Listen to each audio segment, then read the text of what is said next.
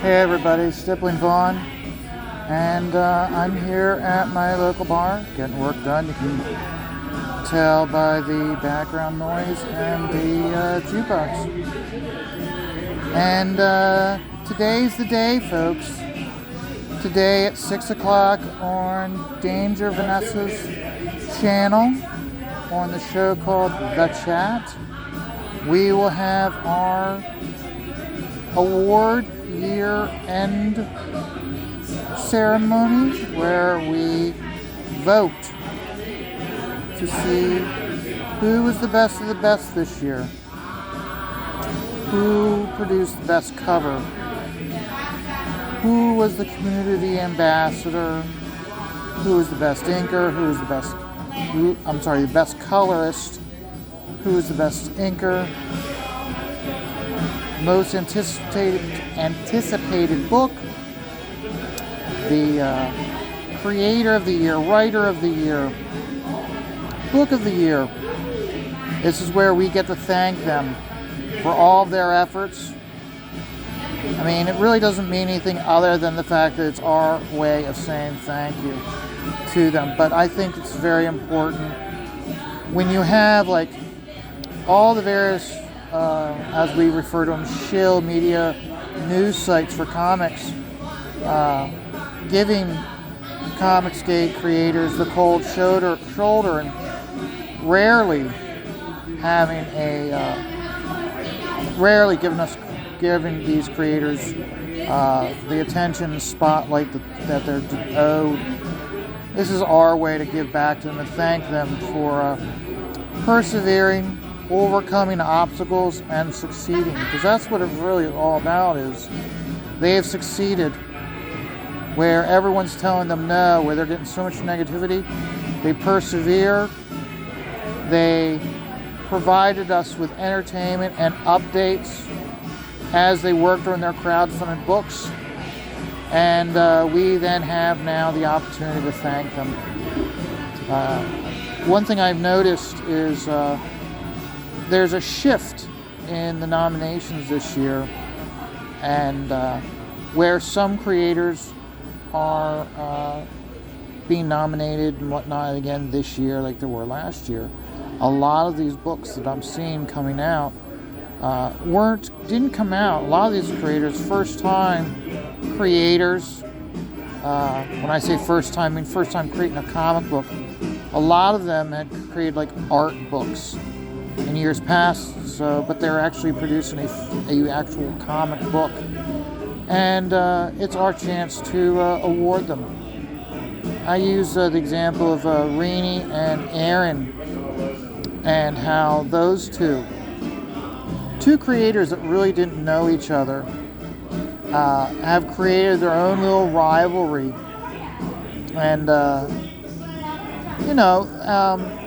they aren't malicious. Well, they throw shade at each other, and you're like, oh, that person's ahead of me, I gotta do better now. And come on, you guys, can't allow this person to be making more money than me. It creates a nice, friendly competition that we saw last year with John Mayle and Shane Davis. This year we see it between Aaron Lopresti and Renee.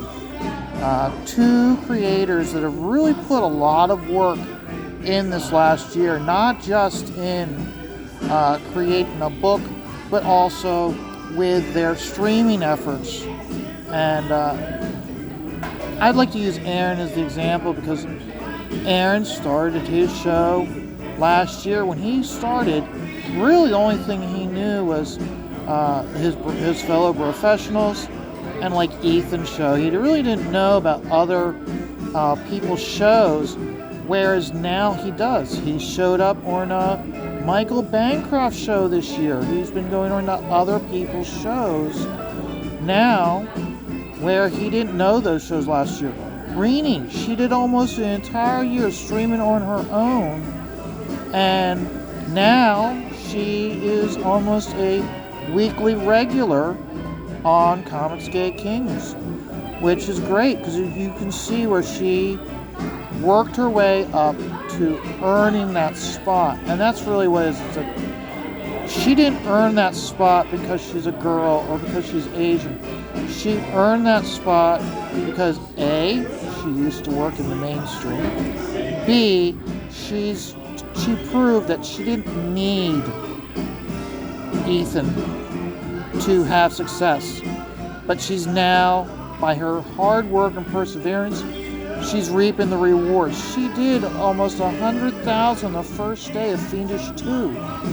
And it's beaten what she did in her first campaign. And I still remember last year when she first showed up on Bancroft's show and how she was so excited and squealing to her heart's content in so much delight because she got like 2 backers. She and her uber enthusiasm shows she's extremely grateful for the belief that the fans have placed on her back in her book by watching her show and by commenting on it. Again, I'll use Aaron for this. You take a look at how when he first started, he might have like 10, 20 people watching. Now, when he streams on a Sunday night, he can have upwards and past 100 people. Specifically, if he doesn't have competition from like Ethan or Shane, and he streams on his normal time spot, he does extremely well now. And Shelly also joining in on his channel has helped out his channel greatly. That just shows growth and looking at, okay, this is what I'm doing. Hey, look at this. People like it when Shelly's on. Shelly, I need you to be on my show more. She is. And just watching those two and how she takes her own jabs at Aaron and how nothing's forced. It's all organic. But they get better and better each year. And that just shows how Comicsgate has grown. And again, this award show this evening, starting at 6 o'clock p.m. Eastern Standard Time, is it's our way to say thank you to all these creators. I'm also noticing that creators that were big last year, some of these creators were big last year, aren't getting the limelight this year, which also shows that how it's changing, and where a lot of people last year, the big nominees were Shane and Malin and Ethan. Shane's been consistent in producing a book once a year, so he's maintaining a fan loyalty, so he's continually being nominated each year. I see that next year that will change again. Once Ethan has his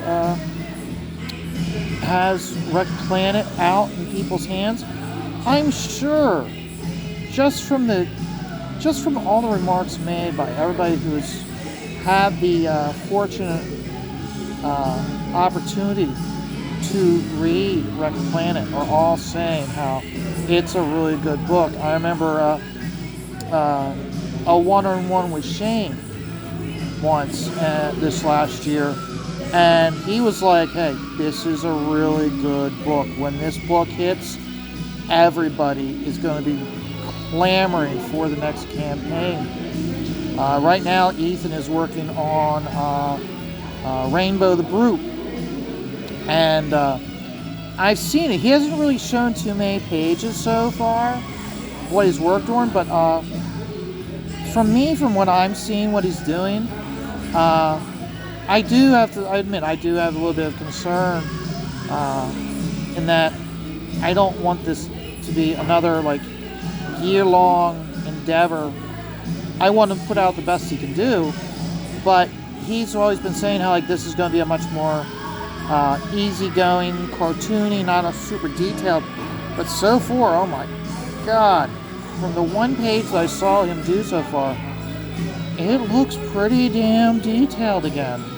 I kind of hope he'll pull back the reins. The hardest thing as a creator when you get used to you doing a specific style, such as Ethan, with being really detailed, I'm kind of like one of those where it's like, I think maybe with this one, he needs to really show that he can, almost if he produces like a DC level of artwork and just like not put as much detail in, make it maybe slightly more cartoony with Rainbow. I think would have really good results for him. I also look at it, actually, I'm kind of glad that he's working on Rainbow because he's had that campaign open for so long. And as we're discovering, Shane looked into this, and he thinks the reason why all these shadow banning is concurring is because creators are advertising their next campaign before fulfilling the previous campaign, and that might be part of the shadow banning. If that's the case, then I think it's very fortunate for Ethan that he's had Rainbow the Brute out for so long. He can focus on Rainbow the Brute and wait until after he's fulfilled it completely to create his mailing list for the follow-up to Wreck Planet. That way either A, the shadow banning stuff will be resolved, or maybe, Ethan's been talking for a while. I know once or twice he's shown templates of his crowdfunding platform that he's working on making. Maybe by the time he has Rainbow done, he'll have that platform up and running that he can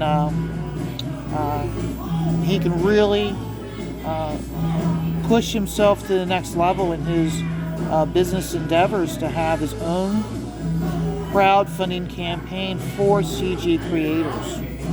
Because I'm a very strong advocate for us having a central crowdfunding site, primarily because CG keeps growing, and more and more people come over and discover CG, not through necessarily Ethan, but through other creators, and they find out that, oh, this character creator's on Indiegogo. What do? They'll do what I did last year, or a year and a half ago, and they'll go to Indiegogo and just start browsing around at different other sites. I know, like for instance, Mandy Summers. I didn't know who Mandy Summers was. I started backing her before I knew who she was. And that's because she had campaigns on Indiegogo that I thought looked interesting and I wanted to get. So I think that's the reason why it's so imperative that these creators do see the importance of having one site for us to be on for crowdfunding. Not just them, the creators, but us, the backers.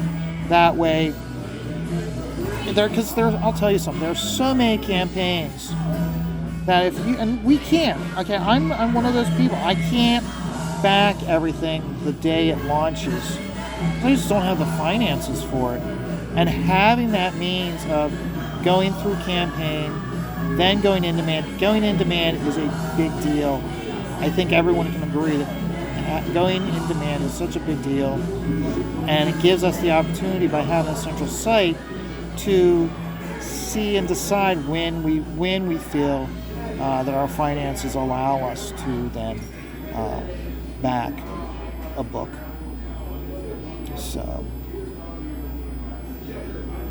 but again, tonight is the Chats Award Show. I started last night. I printed off some templates for Certificate of Achievements, and I'm filling them out, so that way I'll say, like, Aaron Lepresti, best cover on November 19th of 2022, signed The Chat.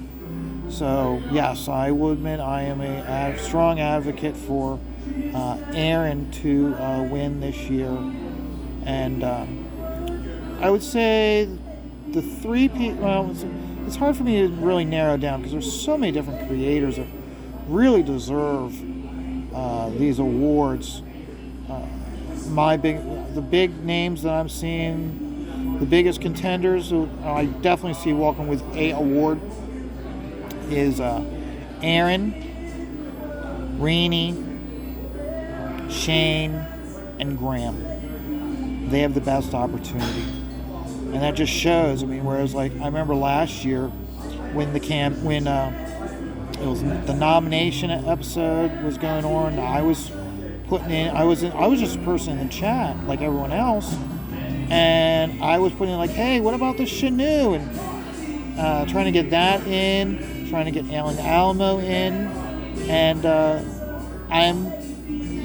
Graham's got multiple campaigns completed.